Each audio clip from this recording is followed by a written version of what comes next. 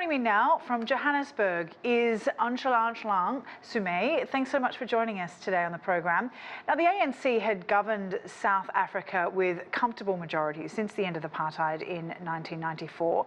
What's behind this sharp decline in support? Well, it would seem that the party's electoral performance has resulted in it being forced to enter into a coalition arrangement, if you will, or a government of national unity, which we have just seen really taking shape in Parliament during the first sitting of Parliament that we saw in Cape Town. So the ANC, having lost its majority, 50+1 in the South African equivalent, has really forced it to then look to other partners to govern the country. And it has looked to the likes of the official opposition, that is the Democratic Alliance, to help it make this new government, which really makes up what is South Africa's 7th administration.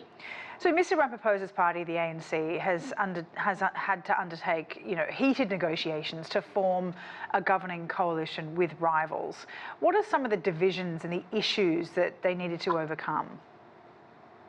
Well, some of the divisions or issues that they really needed to overcome were discussions around the composition of a government, which the president has a due diligence on deciding who makes up part of his cabinet. So much of these negotiations really centered on, yes, we are sharing a particular government, but what exactly is it going to look like?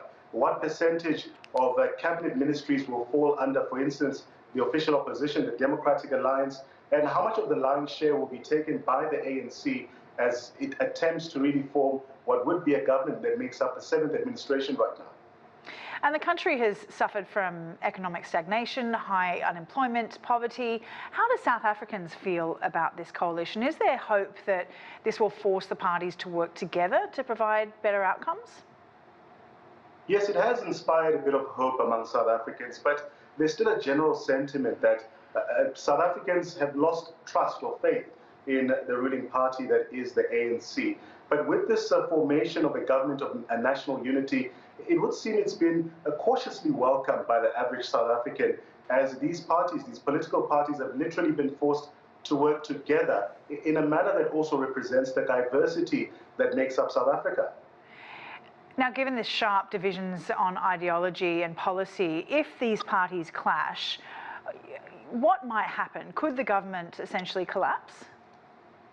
Unfortunately, we have seen similar arrangements bearing no fruit at a municipal level here in South Africa, where parties including the Democratic Alliance and the EFF, as well as smaller parties, were working together in, for instance, Johannesburg, as well as Pretoria here in the Gauteng province. But those coalition arrangements not really working out. At some point even collapsing in areas including the west of Johannesburg, that is Ekurhuleni. So the tussling hasn't really inspired confidence that these coalitions actually work. All right, Nhlanhla Sehume, thank you very much for your time. Thank you very much.